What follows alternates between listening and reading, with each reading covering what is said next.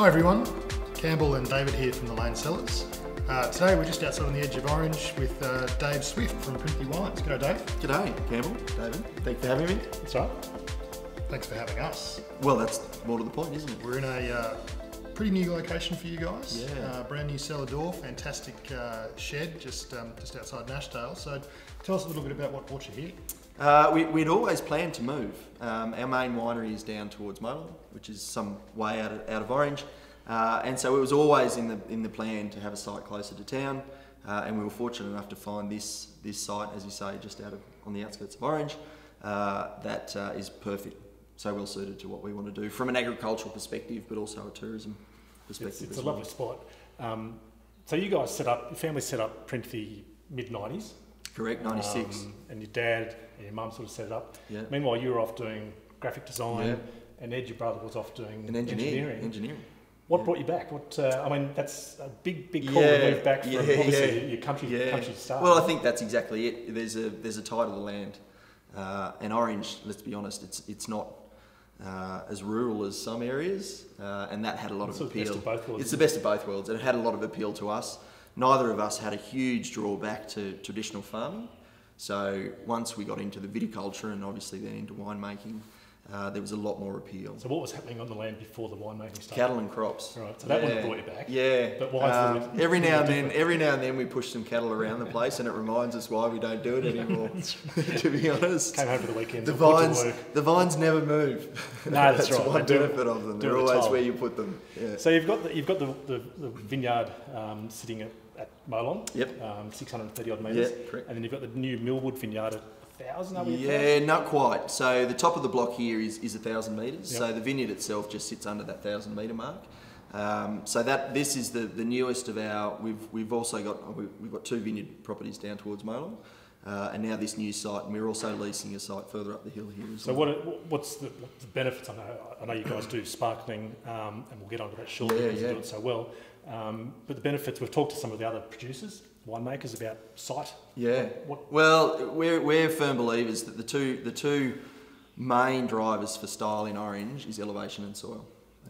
Under that, you've obviously elevation brings in rainfall and temperature and all other, but it is the elevation itself that's the driving factor there. So our brand has really evolved around the importance of those sites, which is why we now obviously manage and own across 4 sites ourselves. So the sparkling wine will come from the higher sites? Higher elevation, so typically high elevation, basalt soil, lovely aromatic intensity in the wines, but also a great acid balance. And then limestone at lower elevations give lovely intensity to the fruit. So the sparkling, obviously a lot of people watching and at Lane Cove and various places at home, they may or may not have tried your sparkling. What can they expect? Why would they buy this as opposed to maybe buying French? Yeah, good question. Why they should buy this, not why would they? Why should they? Yeah, why will they?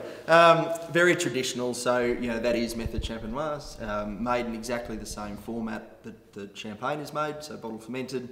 And in that they are very traditional styles in the sense that Orange, because of those inherent values of acid structure and temperature and elevation, gives us a very similar structure to what you would expect drinking champagne.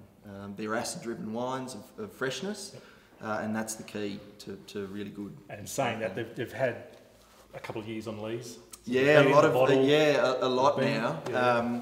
The rosé, for instance, the base there, it is non-vintage. However, the base there is 70% of that base is 2012. Yeah, so getting some real age. And that, if you think of that in the context of champagne, you're in the prestige market in champagne. So we, make no apologies for the fact that that is a great value product if you want to drink styles like that. That's right. I mean, if you can go the sort of bottle fermented stuff around $20 or whatnot, and then you step up. So stepping up into something like that, if that was French, it'd be twice as much. Oh, at least. Especially with the investment of time that correct, you put into it. Correct. And the rosé, multi-award winning. It is. New South Wales. Yeah, so 2 years, the last 2 years, it's been New South Wales Sparkling of the Year. Yeah. 2 different disgorgements, so it's nice that the quality keeps rolling on. Continuing, and then previous to that, the Cuvée was the New South Wales Sparkling of the Year. I mean, that's pretty impressive. So other regions in Australia that are doing sparkling well are obviously Tassie. How do you compare?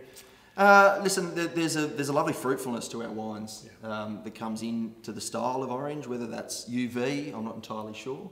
But in terms of quality, it's really interesting. They are different, but they are matching in quality, which is the important part. You know, orange is, to be honest, we're probably 5 to 10 years behind Tasmania. But given the age of orange, like mid-80s, correct. Pretty useful. So we've come a long way in that time. And we've got some huge advantages. You know, our fruit cost of production is a lot lower. Our regularity of season is probably higher. I think there are huge advantages. And closer to Sydney. And closer to the market. That's exactly come and right. taste it. We might as well. Let's crack it open. And while you're doing that, so sparkling rosé, the pink giggle juice has a reputation. I had some at a birthday party recently from another producer who I won't name. Your sparkling rosé is obviously a completely different level. Yeah, very dry and savoury. Obviously, the rosé market is somewhat confused, I suppose, and consumers are often unsure what they're going to receive. Here, and you'll see it kind of illustrates through the colour itself, a very light blush. And the colour itself is really a byproduct of the process. It is a rosé, however, we are far more interested in what the structure on the palate is and what that inclusion of Pinot Noir is doing to aid the textural side and the richness of fruit through the palate. And that's what makes a rosé, not the colour. It's more about that lovely texture and richness and seductiveness of that strawberry fruit through the palate. It's lovely, it's got that richness, that sort of enough of that biscuity, yeasty, leesy complexity to make it what it is. But you'll see there, the key, and something we discuss a lot, is all about acid retention. You know, anybody can store a wine and put it away for 8 years and release it, but there's no guarantee that wine will be a great wine. In orange context, it's all about that lovely retention of acidity that keeps dryness through the wine, but it also gives a lovely youthful brightness to the style. And it really gets the taste buds. You can just feel your mouth watering, ready to go. Maybe some oysters or something. Yeah, that'd be lovely. So Pinot Meunier, obviously one of the traditional varieties of champagne. Yeah. But it's a table wine. It is. What's going on there? It is. So listen, it's an extension of the sparkling story, really. Yeah. We were asked a lot about the variety. We use it in small amounts in the Swift wines. And so really we thought we'd go down the path of making a straight red to help illustrate the style without just talking about an unknown. You can now see it in its natural form. I think that's a really interesting point too, because you guys are not just pumping out a wine, you're actually telling a story. Yeah. Each of them are complementary, they all offer something a little bit different. Yeah. So we actually use Meunier in our rosé as well, our still rosé. So we show it in 3 different forms, and I think it's, you know, people love something new and unique, and not to say Pinot Meunier is by any way a stretch new in the market. No, but talk about alternative varieties and emerging varieties. This is one of the an old, really old, very old. But I guess for orange, it's new in that you guys are the only ones doing it. Yeah. So really, you know, a lovely, pleasing style of wine, lovely freshness, as you would suggest, being a sparkling variety. It holds that acidity and brightness. So we make it in a very bright style. We want the primary fruit. Maybe like Pinot Noir would like. Absolutely. It lacks a bit of mid-palate structure that Pinot Noir has, but it makes it up in spades and aromatic intensity. It's very floral, isn't it? Very floral. Lots of cherry and raspberry on the front of the palate. Very, you know, as we would say, nouveau style. Very similar to Beaujolais or Gamay. That's right. In terms of drinking good luncheon wine, and that's very much how we market it and recommend it to be consumed. Slightly chilled if necessary in summer, and it just holds onto its brightness and intensity. Well, this is fantastic. This is, I mean, the venue you've got here is spectacular. It just really makes you want to come up here Sunday afternoon, which I'm sure we'll get soon, and have a drink and have the sparkling. Maybe you'll pull those oysters. Yeah, that'd be nice. Straight from the dam. Thanks, guys. Cheers. Cheers.